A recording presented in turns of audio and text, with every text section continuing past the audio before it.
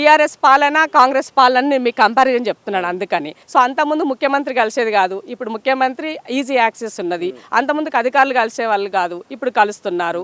వాళ్ళ ప్రగతి భవన్ కంచె తీసేశారు. ఆనాడు ప్రగతి భవన్ అన్నది ఒక కంచెలాగా, ఇదో బ్రహ్మ పదార్థం, దీన్ని ముట్టుకోదు, ఇది అన్టచబుల్ అనే విధంగా ఉండింది. ఇవాళ టచబుల్ అయింది అది. తర్వాత ఇంకోరని చెప్పాలనుకుంటే మీకు ఇవాళ బాబాసాహెబ్ అంబేద్కర్ పేరు పైన మహిళలకి ఇవాళ రిజర్వేషన్ కల్పించినటువంటి గొప్ప మహాన నేత.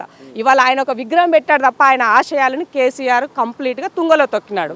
మరి ఇలా కాంగ్రెస్ పాలనకు వచ్చినట్లయితే మనం చూసిన ఈ 40 రోజుల్లో ఇవాళ ప్రజలకి వాళ్ళు ఒక ఆర్థిక స్వేచ్ఛను కల్పించారు.